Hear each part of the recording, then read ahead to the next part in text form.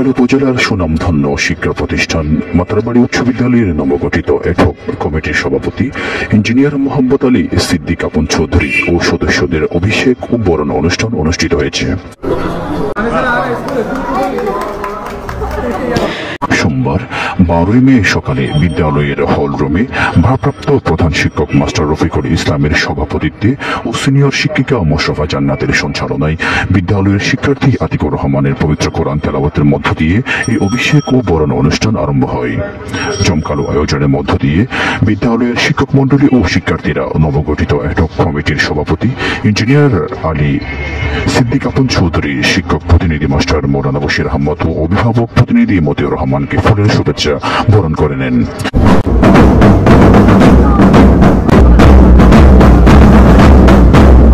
অভিষেক ও বরণ অনুষ্ঠানে বক্তব্য রাখেন নবগঠিত এডহক কমিটির সভাপতি বিশিষ্ট সমাজসেবক, শিক্ষানুরাগী ও ব্যবসায়ী ইঞ্জিনিয়ার মোহাম্মদ আলী সিদ্দিক আপন চৌধুরী, শিক্ষক প্রতিনিধি মাস্টার মৌলানা বশির আহমদ ও অভিভাবক প্রতিনিধি বিশিষ্ট সমাজসেবক, শিক্ষানুরাগী মতিউর রহমান, ইউপি সদস্য মিজবা উদ্দিন মজিদি সহ আরো অনেকে। মাতারবাড়ি উচ্চ বিদ্যালয়ের উন্নয়নের জন্য সবকিছু করা হবে। এজন্য বিদ্যালয়ের সকল শিক্ষক, অভিভাবক ও এলাকাবাসীর সহযোগিতা ও প্রয়োজন জানিয়ে নবগঠিত কমিটির সভাপতি ইঞ্জিনিয়ার আলী সিদ্দিক আপন চৌধুরী বলেন, সভাপতি হিসেবে আমি গত 8 তারিখ দায়িত্বভার পেয়েছি। আপনারা সবাই আমাকে সহযোগিতা করবেন।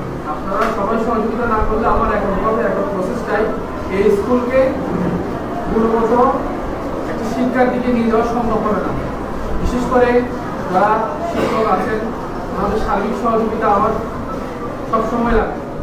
আপনাদের উপরেই স্কুলের শিক্ষার মান নির্ভর করে এবং স্কুলের এলাকাবাসী হিসেবে, একজন শিক্ষিত মানুষ হিসেবে আপনার নৈতিক দায়িত্ব আমাদের এই কমিটিকে সঠিক পথে পরিচালনার জন্য পরামর্শ প্রদান করা।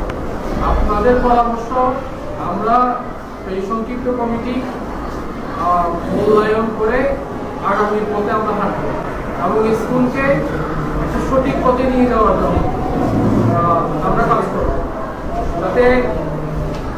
যাতে করে অন্যান্য স্কুলের চেয়ে আমাদের স্কুলের ভাবমূর্তি বাড়ে, আমাদের স্কুলের কোনো অক্ষুণ্ণতাকে। এ সময় বিদ্যালয়ের শিক্ষক, শিক্ষিকা ও স্থানীয় ইউপি সদস্য, অভিভাবক, সাংবাদিকবৃন্দ ও গণ্যমান্য ব্যক্তিবর্গ সহ শিক্ষার্থীরা উপস্থিত ছিলেন।